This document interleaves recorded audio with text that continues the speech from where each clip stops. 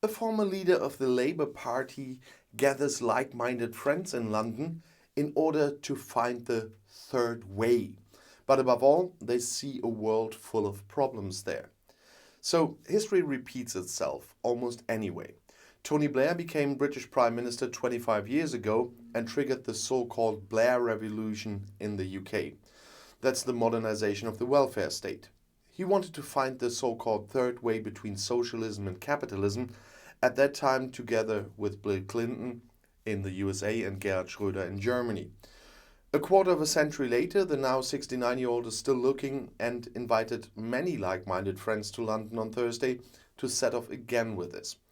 Also present, from the Chinese tech guru Kai-Fu Lee to the former US Secretary of the Treasury Larry Summers to the former American security advisor Condoleezza Rice, many with rank, name and experience. There are more than enough reasons for a political turning point. Great Britain is stuck in the worst economic crisis for 50 years. According to the Bank of England, inflation is heading for 11% and economic growth has practically come to a standstill. According to the state statistics agency ONS, the current account deficit is now 8.3%, the worst foreign trade balance since 1955. Of the large industrialized nations, only Russia is in a worse position at the moment, according to the OECD think tank. What is missing is a plan to get out of this misery. Where ideas should be, there is a big hole. That's how Blair criticized not only Boris Johnson's controversial Conservative government, but also his own Labour Party. Quite a few of his former party comrades fear that Blair might not stop at talking and admonishing, but toying with the idea of founding a new mainstream party in Great Britain. The former Prime Minister dismisses this, but noted that with Joe Biden in the US, Emmanuel Macron in France, and Olaf Scholz in Germany, there is renewed appetite for radical but sensible centrist politics. The need for this is particularly great in Great Britain. The country is not in a good shape, but is at a turning point and facing serious changes, said the former Labour leader in London. The polls presented at the Future of Britain conference organized by his Institute for Global Change show how bad the mood in the country is. More than half of Britons are pessimistic about the future. 3/4 think the political system is irreparable and unable to solve the current problems.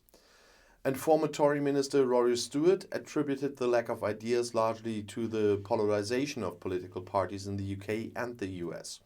Instead of constructive criticism, opposition and destruction set the tone in the debate. There's hardly any room for compromises.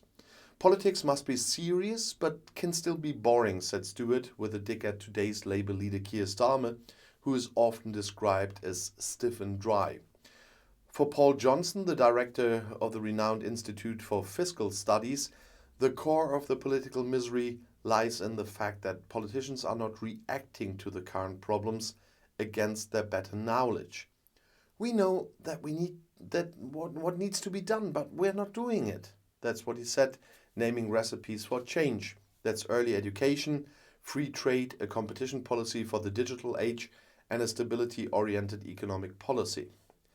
Former US Treasury Secretary and current Harvard professor Larry Summers believes the time has come for centrists on both sides of the Atlantic to go back on the offensive. The fact that the so-called third way was abandoned is also due to unforeseeable events such as Brexit or the election of Donald Trump as US president. However, Summers also had an unedifying message. But before it can get better, it will get worse first. And there will be a recession in the next 2 years, and he said that not only with a view to the USA. History teaches us that a soft economic landing after an inflationary spurt and subsequent rate hikes by the central banks is virtually impossible. In particular, the American warned against increasingly relying on economic autonomy or even self-sufficiency in view of the global supply bottlenecks. It's the surest way to push inflation even higher, he said, revealing the first cracks in the political center.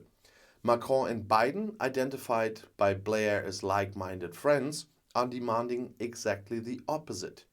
European sovereignty right down to protectionism here and buy American there. So it's quite possible that the renewed search for the third way will end on a rocky road full of compromises, disappointments, and discord like it did 25 years ago. Blair's biography reflects this ordeal quite well. After the Blair Revolution and Cool Britannia came the Iraq War, which Blair unreservedly supported alongside US President George W. Bush at the time. The political brand Tony Blair has not recovered from this to this date. So it's quite interesting to see what will come there in the future. And I'll see you in the next video. Bis gleich.